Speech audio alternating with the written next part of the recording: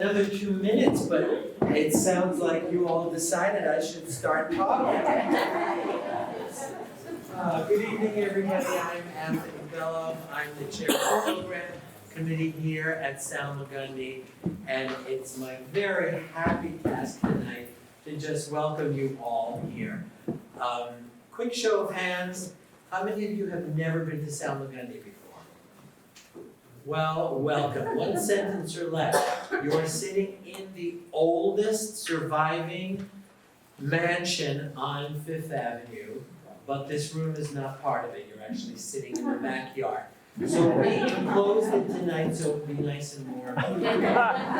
So enjoy it. I just want to say that tonight is a very important night. You are going to hear thoughts of one of people in New York City I respect the most, interviewed by one of the people in New York who I think is just a consummate.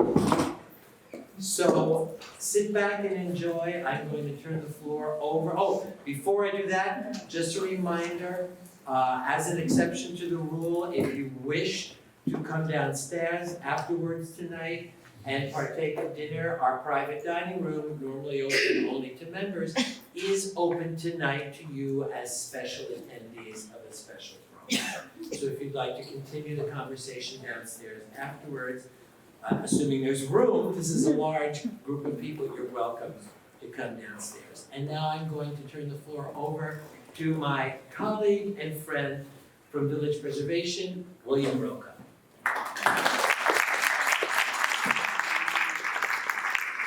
Good evening, everyone. My name is William Roca. I am the Director of Programs at Village Preservation. So thank you, Anthony and Salmagundi Club. And I also just want to quickly thank our other co-sponsors, the Coffee House Club and the Merchants House Museum. Now, before I introduce our illustrious guests this evening, I would just like a show of hands. How many of you are Village Preservation members? Thank you very much. The rest of you, I am very disappointed. So there is no excuse now. There is a membership brochure and a Village Preservation newsletter on every seat. Please take a moment, look through that brochure, find out a little bit more about what we do. If you're unfamiliar with Village Preservation, we were founded in 1980, and we work to preserve the cultural, architectural, and historic specialness of Greenwich Village, the East Village, and NoHo. We are a member-based organization. Your support is critical to the work that we do. Beyond advocacy work, we put on 75 to 80 free programs like this throughout the year. Today is actually our 75th program of this year. And we also put member-only programs as well. If you go to villagepreservation.org, you will also find a fantastic array of resources. Anthony mentioned that this is a Fifth Avenue mansion. We just released for Fifth Avenue's 200th birthday a special map on the history and impact of Fifth Avenue. Now, all of these maps and resources are free to access whether you become a member or not, but I do ask that you become a member. And also this year, for the 100th anniversary of James Baldwin, along with New School at 13th Street and 5th Avenue, we have a gorgeous window vinyl on there to help celebrate this incredible writer. So if you have a moment over the weekend when it's some beautiful weather, go out there, check it out, and take a look at this magnificent display. But now, without further ado, I am going to introduce our speakers for this evening. So first, my boss, Andrew Berman. He is Executive Director of Village Preservation, and a community-based organization dedicated to preserving the special architectural and cultural heritage of Greenwich Village, East Village, and NoHo. And he's been at the helm of Village Preservation since 2002. In that time, he's led the organization to successful efforts to secure landmark designation for over 1,250 buildings, including groundbreaking designations honoring LGBTQ+, African American, immigrant, and artistic and countercultural history. An architectural historian, he has also worked extensively in the fields of tenant and housing advocacy as well as cultural preservation, particularly for underrepresented groups. And this evening, he's going to be in conversation with Carl Raymond. And he is the host of the Gilded Gentleman History Podcast, which if you have not heard it, please go, it is fantastic, which is produced by the Bowery Boys Media and has listeners in 74 countries worldwide. He's a specialist in cultural and social history of the Gilded Age and has lectured widely for a number of organizations and groups, including the Metropolitan Opera Guild, the Royal Oak Foundation, the English-Speaking Union, Edith Wharton's Home for the Mount, Village Preservation, and he's presented Gilded Age programs for a number of clubs, including the Harvard Club, Penn Club, National Arts Club, the Lotus Club, and the Coffee House Club. And he can be reached at his website, gildedgentleman.com, and the Gilded Gentleman can be found wherever your favorite podcasts are found. So, and Carl, I hand it over to you.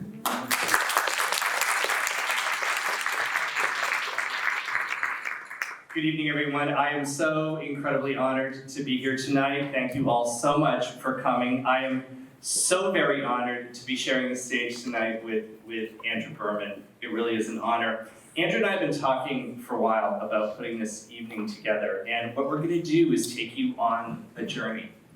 Because we will talk about some very granular things, some very specific things, but we're going to talk about some very large things. We're going to talk a little bit about the nature of preservation. What does it mean? What did it mean? What will it mean? What will it mean in the future? And we're going to look at some actual case studies that Andrew has worked so closely on over the years. And I think by the end of it, you'll really have all the mosaic pieces, or a lot of the mosaic pieces, in place. And the best part, of course, at the end, there will be time for you to ask Andrew any questions that you want.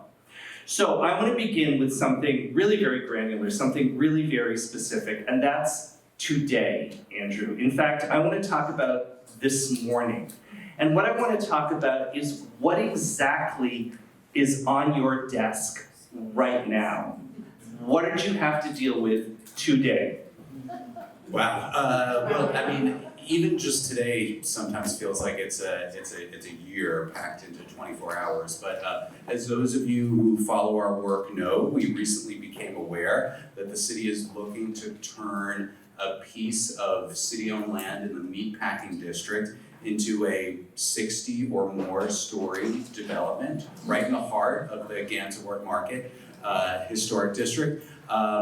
Partly because it would include hundreds of units of super luxury housing, just what our city needs more of. So that was on my plate this morning. We're dealing with the movement towards the city council voting on the City of Yes plan, which for those of you who followed it, it's this unbelievably complex change in the city's zoning system, the upshot of which is it would make it much, much easier for developers to build bigger, taller buildings, largely ones that are purely just market rate. And this is exclusively focused on housing. This plan had previous pieces that were focused on other things. This is all about housing. So again, making it easier for developers to build bigger, taller, more luxury condos, again, just exactly what our city is desperately in need of. We also were talking to some folks this morning about our strategies around the plans to demolish the Tony D'Appolito Recreation Center in the West Village, which is a beloved historic neighborhood institution and landmarked building on Carmine Street that the city also wants to demolish and build who knows what's there. So there's some through lines through that, which I know are gonna come up again throughout our conversation. And that was, I think, just 9 to 9:05. Well, we're gonna come back at the end, and I'm gonna ask you how you think some of those things are going to evolve. However, you've been involved with village preservation for really an extraordinary 20 years, give or take. And what I'm curious is, how has what you do evolved over that time? How have your responsibilities, what things that you focus on, how has that changed over time from when you began until now? It's changed a lot. It's been 23 years. It'll be 23 years, I believe, at the end of this year. When I started at Village Preservation, then known as the Greenwich Village Society for Historic Preservation, it was an executive director and an assistant. We had almost no money in the bank. We had a very dedicated but relatively small group of members and a fairly, I would say, low profile in terms of the neighborhood. I would ask a lot of people about the organization. They'd say, "Oh, what is that? I've never heard of that." Now we have a full-time staff of 10 and a part-time staff and consultants of about, and paid interns of about double that size. I remember when I started working there, we didn't have email lists. Everything was, mailed, it was in writing, it took a long time. We were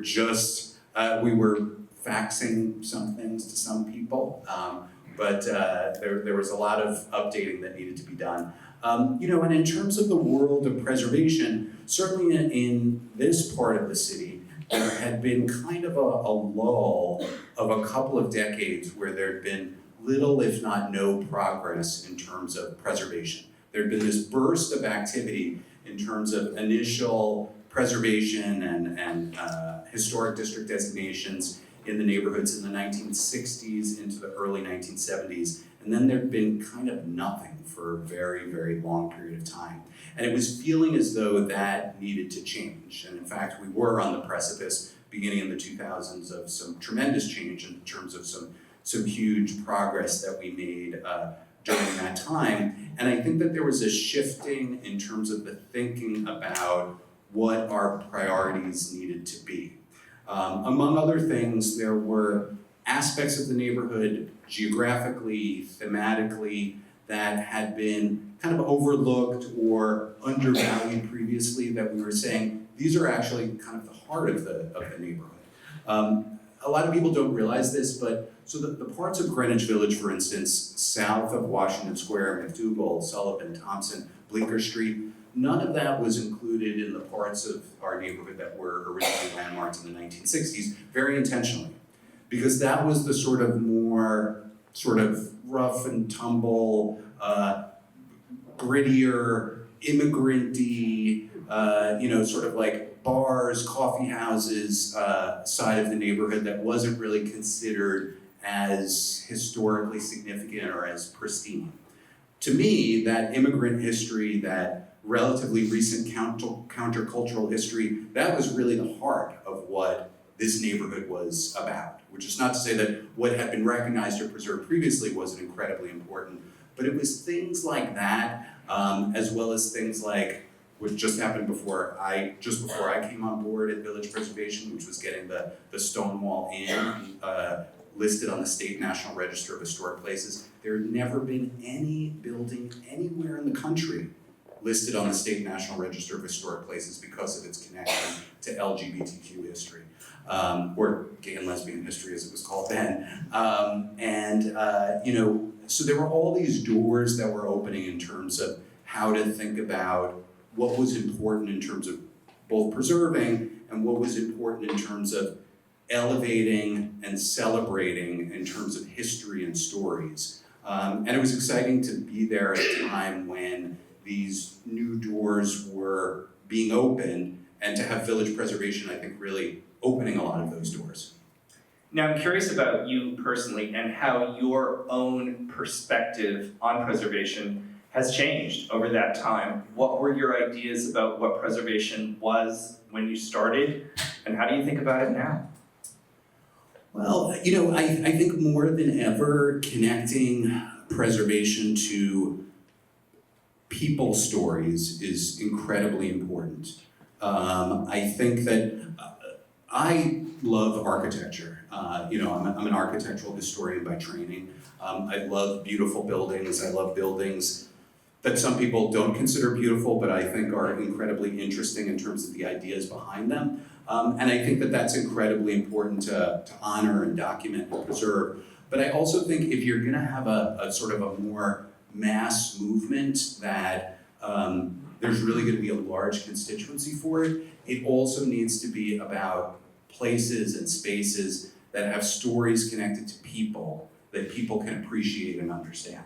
There's only so many people who are going to say, I see where in this building, the transition from the Second Empire mansard roof to the neo-Greek this was just beginning. And that's great, and that's really important. That's always only going to be a small slice of the public, and that's fine, because just as important, if not more so, is this is the place where the movement to begin abolition in New York State began.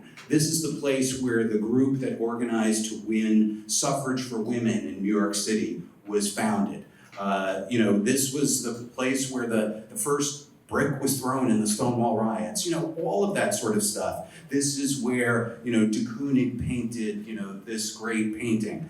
That's also really, really important. And I've certainly seen preservation in the now 30-something years that I've been involved with it, including in a different way before I was at Village Preservation. It changed in that regard. And the other thing that I'll quickly say, which I'm sure is going to come up more in our conversation as well, is that the forces that we're kind of up against in terms of preservation have also changed tremendously. In the time before I started at Village Preservation, the big argument against doing this sort of work was it's anti-economic development. It's going to sort of economically strangle cities and neighborhoods, and they're going to wither and die on the vine. Now, that has been so broadly disproven that it's almost laughable. Well-preserved neighborhoods are some of the most economically vital, desirable, invested in places in the entire city. It started to shift in the years after that to a very different kind of argument. In fact, almost the opposite, which was that first it became preservation is too successful, it prices people out of neighborhoods. And then it became, and what it is now, which we're sort of really fighting, which I know we'll talk about more, is this idea of what will cure all the ills of our city is to allow people to build as much as possible. Because that's gonna that rising tide will lift all boats. So you can't get in the way of that. And that's what preservation does. It gets in the way of what we really need to be doing. So those are some of the big changes I've seen. So I want to start to talk about some of the projects that you've been involved with over the years. And of all the initiatives that you've been involved with, what would you say is the one that you're proudest of? And then is there one that was is a real passion project for you? They can be one and the same, or of course they can be different. So in terms of the one that I'm most proud of, it's like asking you which is your favorite child, but I would say that probably the thing that I feel most proud of in a lot of ways and that was most successful was our South Village effort, which I know some people in this room are very familiar with and were involved in. And that was this effort to get this area, the area I described before, south of Washington Square, landmarked, which hadn't been before, which had been sort of largely overlooked. It had also been kind of by a lot of the powers that be, some neighborhood leaders, some elected officials who I won't name, and some other folks sort of left for dead in the sense of like, you're never gonna be able to do that. NYU's got its hooks in it, it's changed too much, you're never gonna be able to sort of preserve that area. And so partly because we picked up a fight that a lot of people had kind of given up on, and we were able to win, that was very satisfying. But also the fact that it really, instead of running away from the fact that this was working class architecture, or that this was more, in some cases, more recent history, in some cases, this sort of more contested history, the LGBTQ history, the more recent history in terms of the folk music and the beats, And in some cases, it was history that had been almost erased, but was still irretrievably connected to this neighborhood, like the African-American history, because that was the part of both Greenwich Village and New York that was the center of Black life in the 19th century. The fact that we didn't run away from those things, which typically would have, in a preservation campaign, you would have said, oh, well, ignore that. It's not about the recent stuff. It's not about the stuff that we're still arguing about. It's not about the stuff that's mostly not still there. But we actually sort of really embraced it and made it the centerpiece of our campaign. The fact that this was immigrants, the fact that these were tenements, the fact that these were these sort of raffish establishments, which at their time, not everybody necessarily loved or embraced, and maybe there were a few brawls and some other kinds of things going on there, but they were incredibly important to the history of our city and our country, and deserve to be recognized as such. So I'd say if I did have to pick one, it would definitely be the South Village, because it really included all of those things that I think we've been working to try to add to how preservation is done, and they really all came together there. And do you have a separate passion project? Virtually everything that I work on at Village Preservation I would call a passion project, and that's one of the great things about working there is that, this is all stuff that I would be doing in my free time if it wasn't my job, and sometimes I don't stop doing it at the end of the workday because I love what I'm doing and I want to see it manifest or happen. Perhaps somewhat surprisingly, recently especially, I found one of my big passion projects actually has to do with trying to marry the work that we do with statistical analysis, which you wouldn't think the two would fit together that well, but they actually do, and I think it's incredibly important. So we've produced a couple of reports recently that take objective empirical looks at some of the issues that we're grappling with and says, look, you know what, we can have differences of opinions about how important this building is, or sort of what's the best way to preserve or recognize this history, but there's certain things that are just objectively true.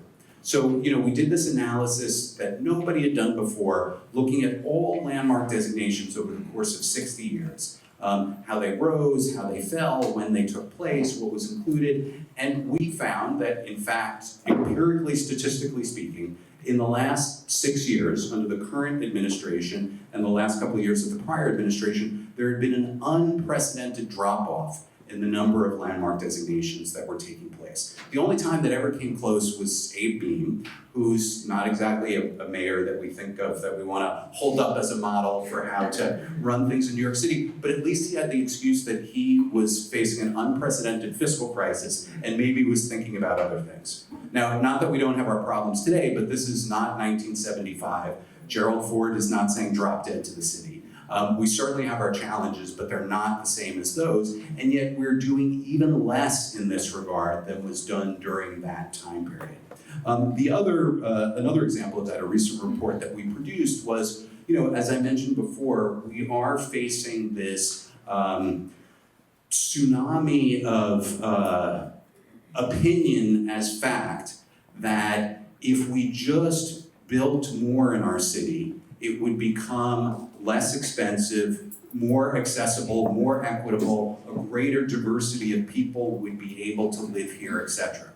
So we decided, let's put it to the test. Let's run some numbers and see if that's actually true. Let's look at the parts of the city where those policies have been implemented, where we've seen significantly increased amount of housing construction, and compare it to parts of the city like this one that has had new housing construction, but at a more moderate pace, partly because of the landmark and zoning protections that we fought for, and what's happened to those neighborhoods objectively, statistically, during that time period, over the last 10 years, when there were these different trajectories in terms of much, much, much more housing being built as opposed to a more moderate amount of housing being built.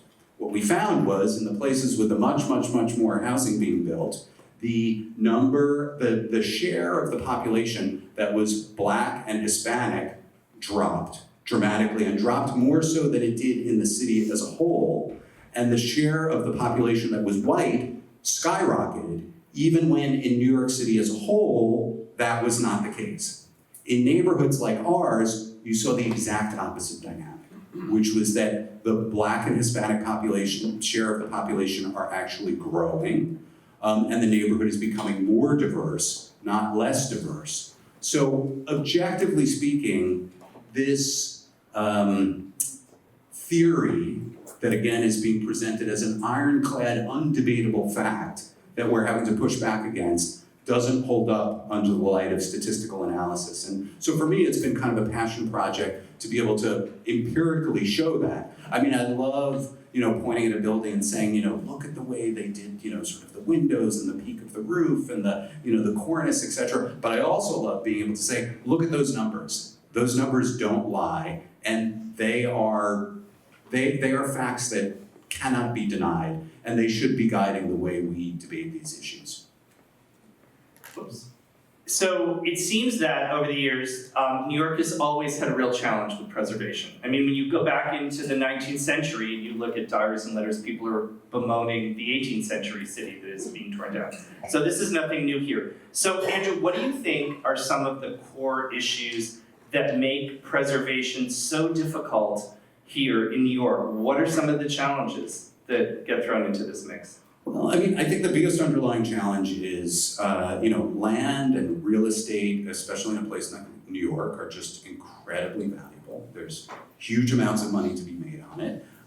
There's enormously wealthy and powerful forces and entities that are deeply invested in being able to do that, and they don't want anybody standing in their way. I would say 98% of it is that.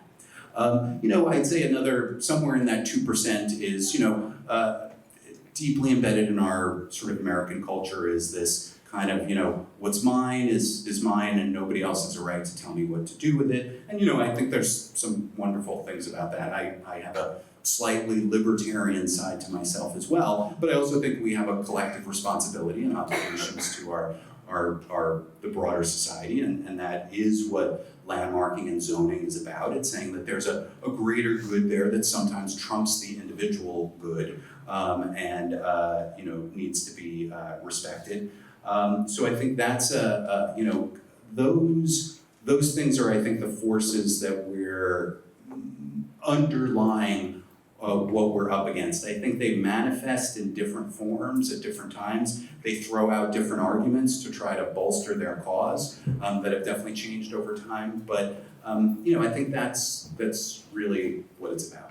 And probably some of those will never change. But as we look into our crystal balls of the future, do you see any other challenges that might manifest later that we're not dealing with right now that you think may really affect preservation going forward? I think that this debate about, let me say this. It's very clear that our city, like most cities in America, and actually most cities in the Western world, are facing certain kinds of challenges that aren't getting better. Cities are getting more expensive in a lot of ways. They're, in a lot of ways, getting to be more challenging places for people to live. And there's I think a deep desire to reverse that tide, to make improvements in that regard. And I think it's good that we want to do that, and I think we should be looking for answers to that. I don't think they're the simplistic ones that are being tossed out are the answers. So I think that the biggest challenges we're going to face is that I think so much of our policy around what we do in cities is going to be guided by how do we address those problems.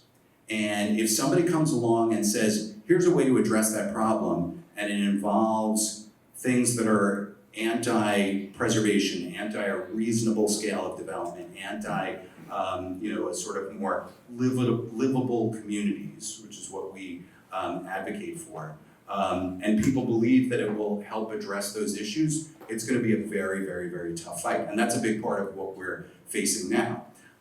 So, that's probably gonna manifest itself in different ways in the years ahead. I also think, unfortunately, it's not impossible that at some point in the future, some of the legal undergirdings for landmarking could be weakened. We've certainly seen in recent years other long-standing legal precedents changed or weakened. Landmarking is not something that was granted from on high. It's a law. It was challenged all the way to the Supreme Court in the late 1970s, a very different Supreme Court than today's Supreme Court, and it was upheld and strengthened at the time. It's not impossible that there could be legal challenges in the future that end up weakening or even undoing much of what landmark designation does. So I hope that that's not the case, but that is a possibility that all of us who work in preservation are aware of and think about.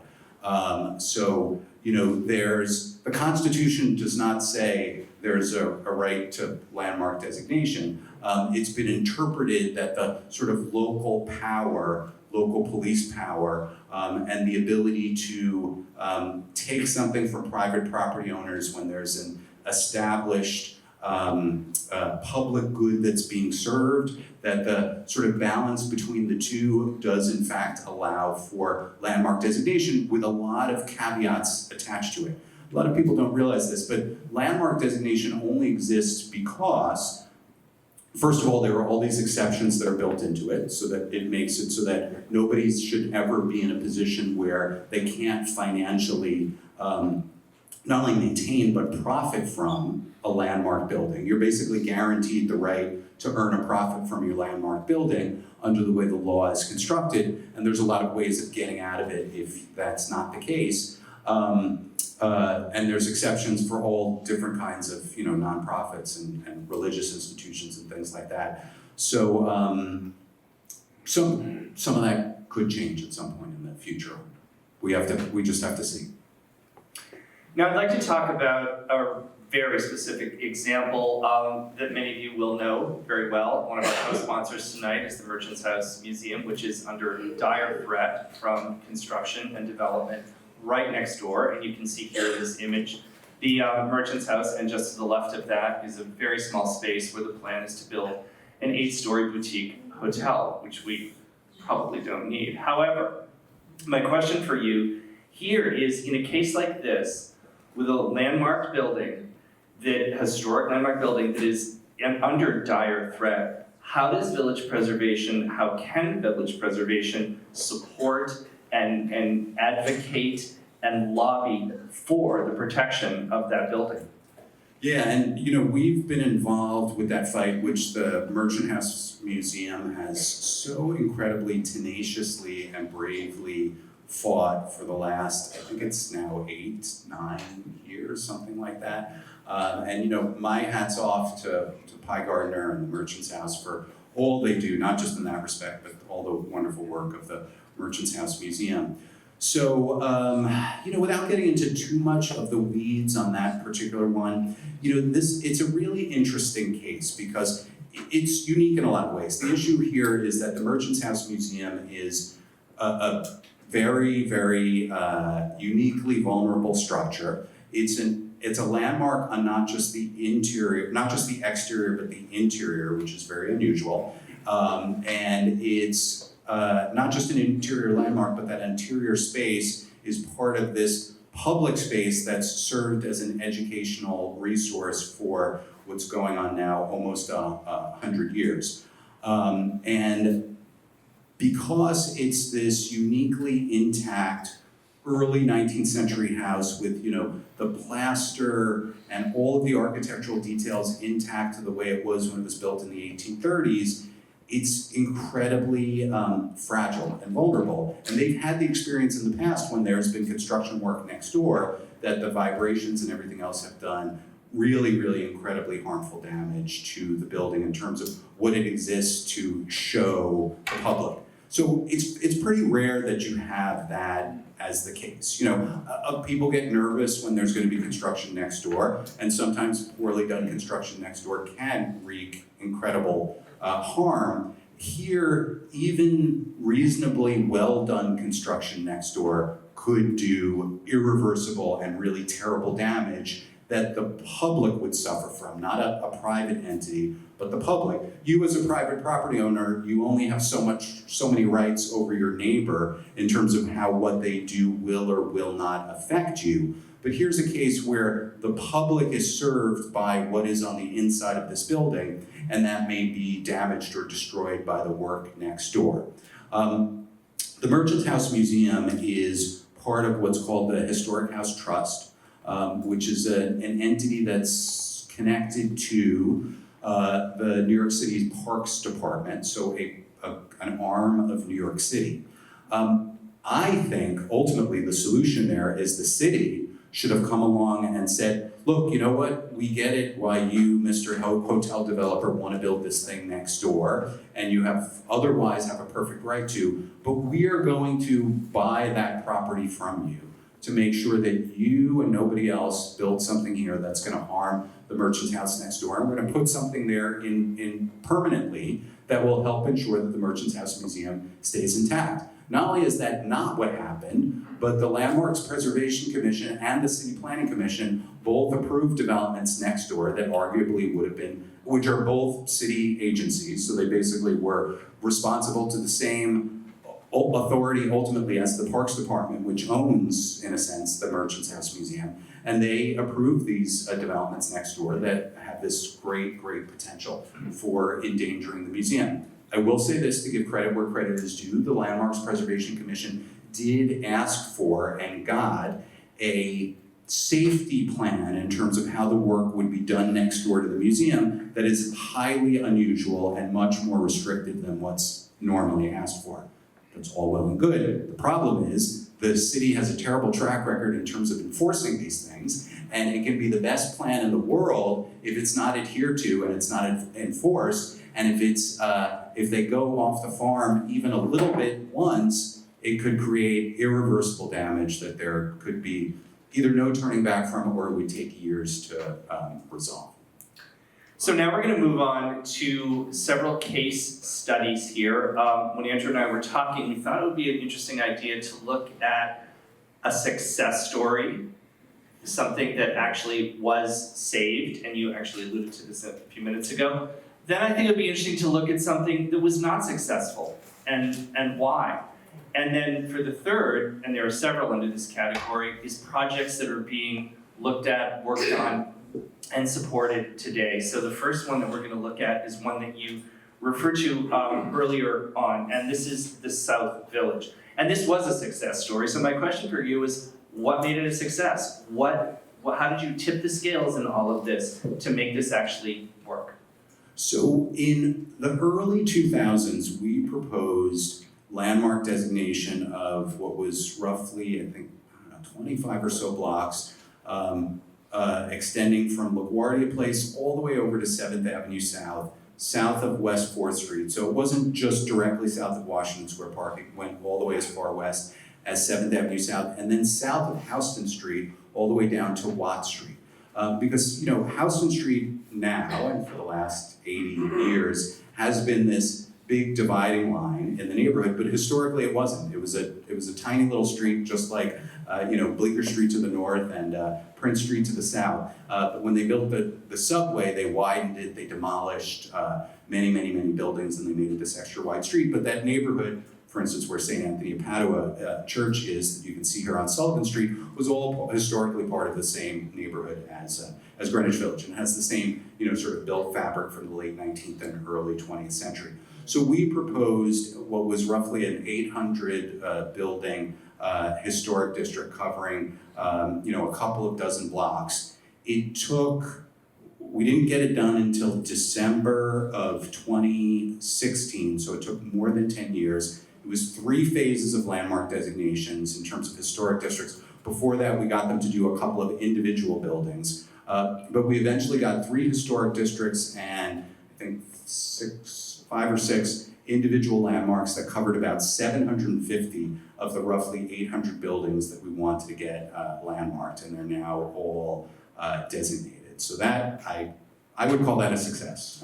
We're pretty happy about it. Of course, landmark designation is really only the completion of the first chapter of the battle, because then once it's landmarked, you still have to make sure that the Landmarks Preservation Commission does all the things that it's supposed to do in terms of regulating the district correctly, not allowing things to be built or demolished there that they shouldn't be allowing.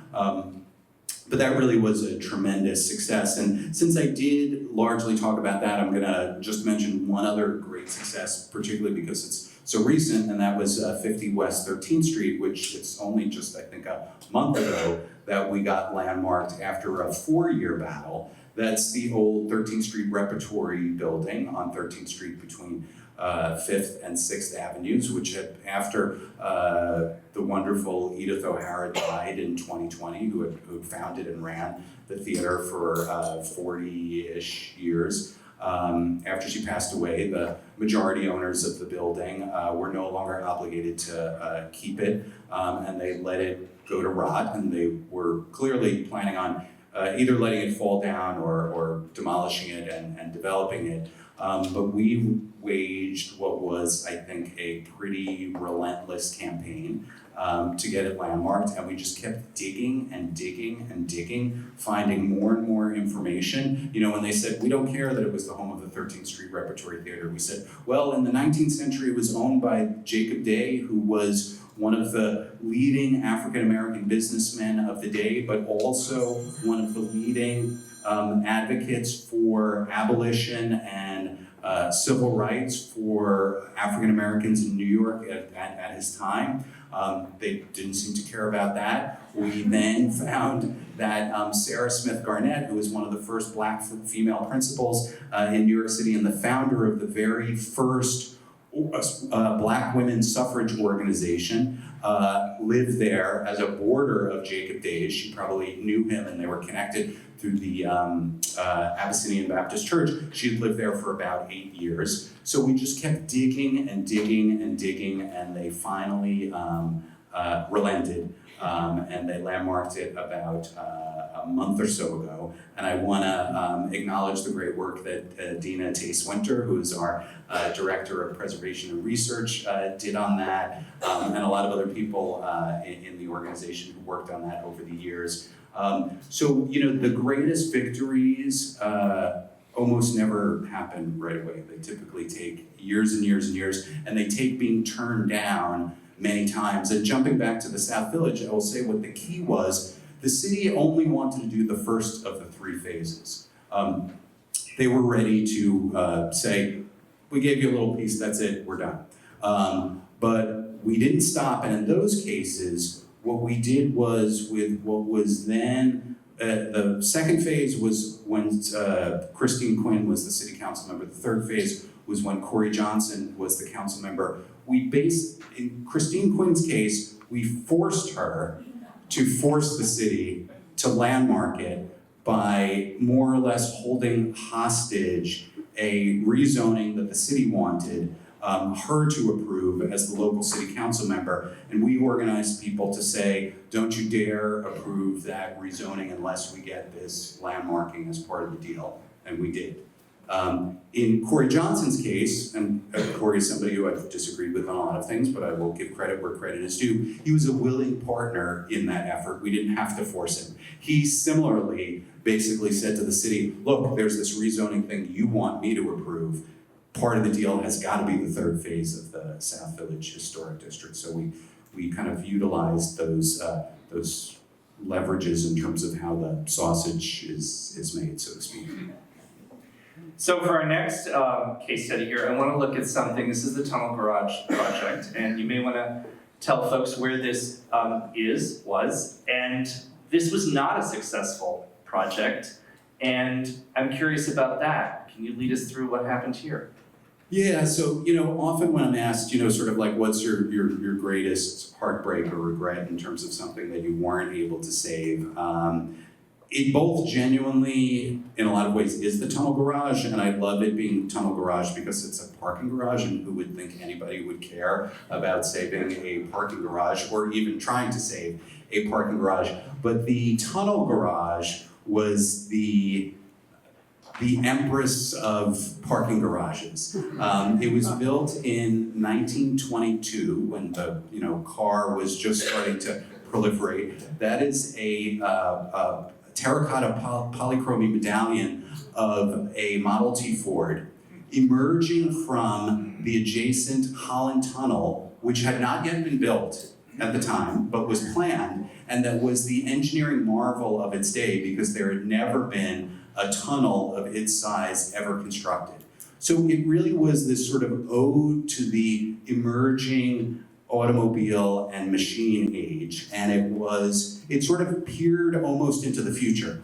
For those of you who are fans of Art Deco, you probably know that the term wasn't even coined until 1925 when there was this exhibit in Paris that used the French term arts décoratifs, which they shortened to Art Deco, and which in retrospect they sort of used to describe that style. But it had these styles that really more in the 1930s and at the earliest at the end of the 1920s became prevalent in terms of these sort of streamlined, visually like sort of zap, zap, zow kind of new modern architectural motifs, and it was doing it here in 1922 for this humble parking garage at the entrance to the not yet built Holland Tunnel. And what was particularly amazing about it was, I knew, so that medallion there had been covered for years by a big sign that just said park, that had been, installed by the owner, and we knew what was underneath there. And before they demolished the building, they actually took it off and you could see it again. And it was amazing and beautiful. And I don't know how much of you can see the lettering that said Tunnel Garage. It said 1922. It was these like gorgeous casement, wraparound, curving glass windows. Curving glass didn't really become common until like the late 1930s. So this was like the parking garage that was like the vision of the future. And it would have been so easy to preserve the building. They could have preserved the facade, had something set back behind it that built up, back behind it and built their stupid luxury condos that they built on the site anyway. But they were just too lazy and the city didn't want to force somebody to do something that they didn't want to do, so it was destroyed. And there's no other buildings like this building. And we came out and we demonstrated several times, and I have to say, in the course of one of the reasons why I both particularly regret this loss and love this building is it really attracted a very distinctive and weird in the best way passionate group of supporters. The people who loved this building and were willing to put themselves out on the line for it were people who'd never been involved in a preservation battle before, but just knew that this building was special and there was no place else like it. So, as sometimes happens, we fought the good fight and we didn't win, but I will, to my last dying breath, keep the memory of the Tunnel Garage alive, because I don't think it should be forgotten, nor do I think the tragic mistake that the city made in not saving it should be forgotten either.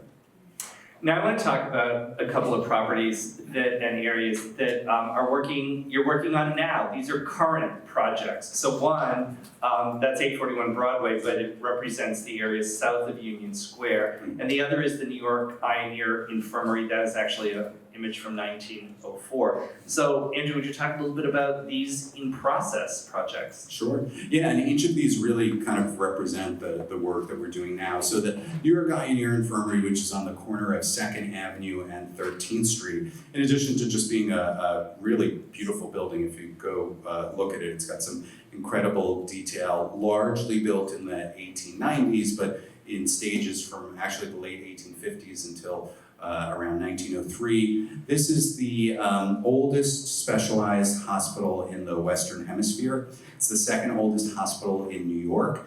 It's basically where ophthalmology in the United States was born. The founders of the hospital are considered they're referred to as the fathers of American ophthalmology.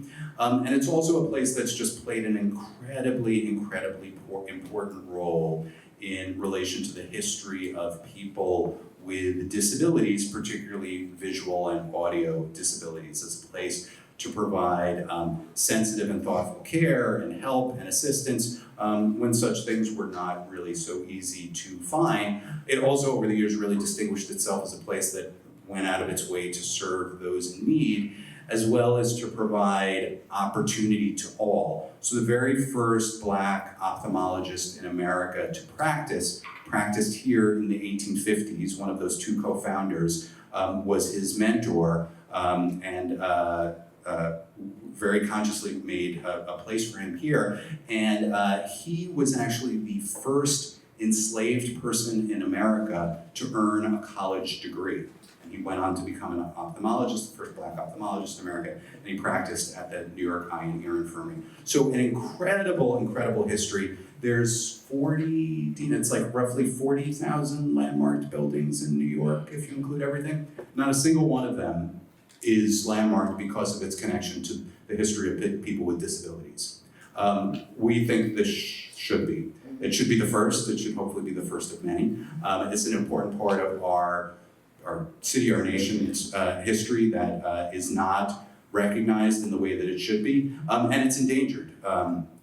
These various reorganizations that are going on with Mount Sinai and well, it's now owned by Mount Sinai, but it's next to and sort of connected to Beth Israel, which was taken over, blah, blah, blah. Anyway, long story short, there's very good reason to believe that this building and this hospital may not be here for that much longer if they have their way. So it's more than a theoretical battle, it's an urgent battle. And then south of Union Square, where we're sitting right now, is kind of basically at the sort of border of, which is the non-landmarked area of Greenwich Village and the East Village, roughly from both sides of Fifth Avenue to both sides of Third Avenue, 14th Street to 9th Street, is sort of like the South Village. It was the part of the neighborhood that they didn't want to touch in terms of landmark designation in the 60s, because it was this kind of combination of like old factory and loft buildings, and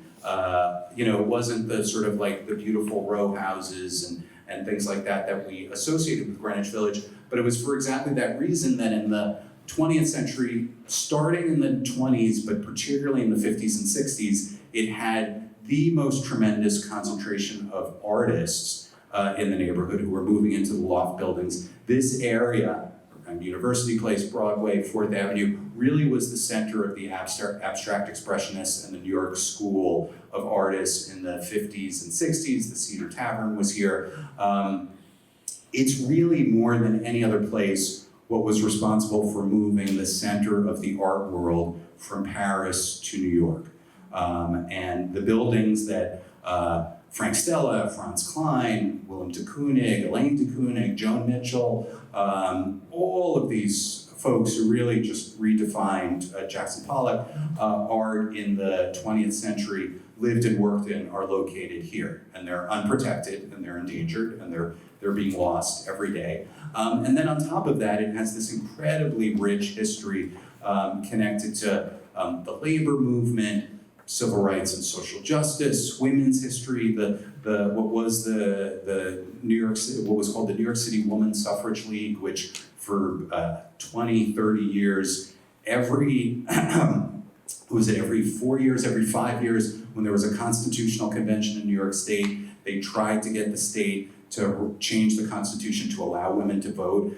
Women did not get the vote in New York State until 1917, only 3 years before the 19th Amendment gave it nationally. New York was not at the cutting edge of that movement by any means, but there were certainly suffragists here who were fighting for it, and fighting tirelessly and without reward in many ways for decades, and in some cases headquartered in this neighborhood. What was the very first national gay rights organization in the country was headquartered here, just up Fifth Avenue at 85th Avenue, what was then called the National Gay Task Force from 1973 to 1985-86. There's a lot of sites in the neighborhood connected to the Black Civil Rights movement, one of which we got landmarked, which is 75th Avenue, interestingly just a block down from 85th Avenue, and that was the headquarters of the NAACP in the 1920s, a really critical time for the the NAACP, the Crisis magazine, which was the very first magazine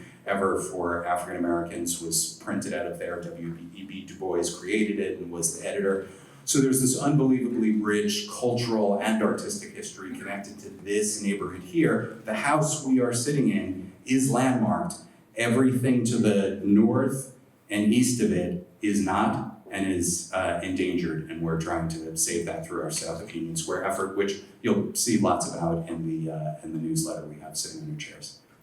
So here's an image of, let's see, this is 50 West 13th Street. When we started this, that was in process, and now you have that as a success story. I only have 2 more questions, Andrew, for you before I'm sure our audience has a couple of them. So there are really very few people that know the village better than you, or there's certainly supporters and members of village preservation, even me as a tour guide and a writer and a historian. One thing that we talk about a lot is the soul of the village. And my question for you is, where do you see the soul of the village now? I see it in a lot of different places. I mean, some of it is just the classic spots in the neighborhood that you can't find anywhere else. Whether it's McDougal Alley or Patchen Place or Milligan Place, Grove Court, the classics. And then there's the ones with sort of like no name, but like you'll make a turn from like West 4th onto West 12th Street, which somehow intersect. And you'll see this sort of little courtyard, tucked behind a couple of houses, and you'll be like, oh my God, wow, that's, just so lovely and beautiful. But I also see it in the people. The people who live in the neighborhood certainly have changed over the years, and they've changed over the years, over the entire history of the neighborhood. That there's no point in time when you can say like, oh, well, the people who are living here now are exactly like they were 10 or 15 years ago. They became more this, less that, sort of what have you. But people who live in this neighborhood care about the arts, care about the world around them, care about history, care about a sense of community and a sense of place in a way that I think no other neighborhood on earth can really claim that. It is so deeply embedded in the DNA, and that is what I really love about these neighborhoods. So, as I say to people, the village is not the place where, the starving young unknown artist starts out in terms of where to live, although it may be where they start out in terms of connections that they're making and places that they're going and things like that. But, even the sort of the newer residents who in many cases are very successful in those fields, they do deeply care, many of them, about all of those kinds of things, and that's why they continue to be drawn to this neighborhood, and that aspect of it, I think, continues to be the soul of the neighborhood. And for my last question, one of the really exciting things I think that we see in the world of preservation history is that there are new generations of preservationists, people that are learning and training and that are as passionate about it as we all have been through our lives. So my last question for you, Andrew, is on the very, very sad day that you decide to not be executive director of Village Preservation anymore, and there's another generation, let's say, of preservationists behind you, and you could write a little note that you just leave behind on your desk, what would you say? What advice would you give? Well, I'd say don't look too far back in those drawers because I haven't cleaned them in years. But I'd also say you really need to think about this in all 360 degrees. It's not just about showing or demonstrating why the building or the place is so important. It's not just about cultivating a community that's involved in the organization to support what you do. It's not just about making connections in terms of government and politics and decision makers and understanding how decisions are made and how you can affect those levers of power.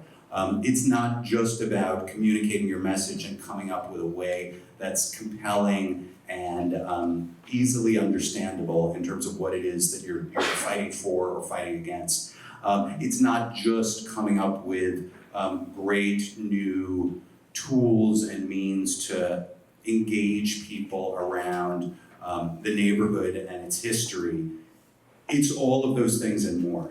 If you're not doing all of that, you're not going to be successful at any one piece of it. You have to have all of those pieces to really, really succeed in this kind of work. If only it were as simple as saying, hey, if I just prove that this was built 200 years ago and this name was attached to it, I'll be able to save it. If it, not everybody could do that, but if it was just that, we'd have a lot more old buildings in New York than we do.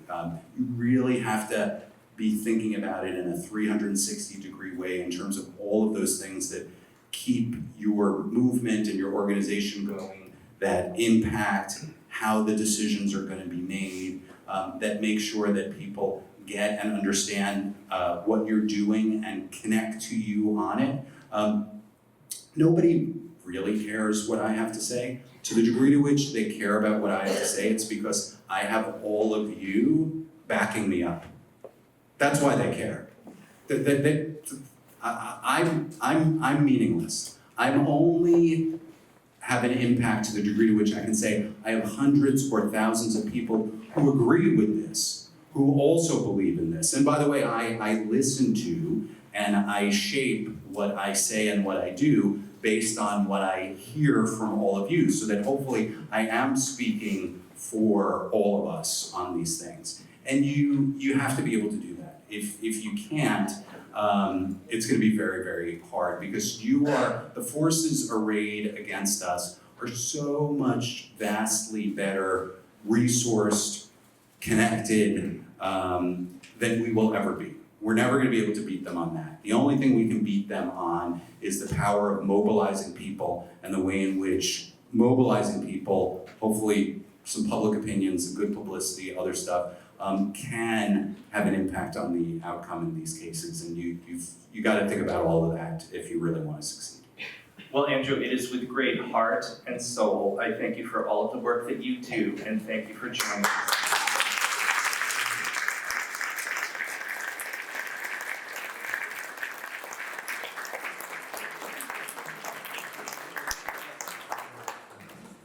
So we will take a couple questions, and Andrew, you get to choose who you would like to respond to. Yes. Thank you very much, it was wonderful. What's happening with the Elizabeth Street Gardens? Good question. I'm not the best person to. She asked what's happening with the Elizabeth Street Garden. I'm not the best person to answer that because we haven't been involved in that. It's just geographically outside the area we cover, although I was talking to somebody about it just before we got started. I know it's still there. I know that it's beyond what one would call the 11th hour, but they have managed to stave off the end many, many times. So I'm not going to pretend that I can say this is what the legal strategy is from here, but I know the bulldozers have not come yet, and I can say with confidence, I cannot imagine that they're going to leave any possibility untried in terms of their work to preserve the garden. Sir. I'd be interested just in hearing a little from you on what the battle was like to landmark Julius Bar.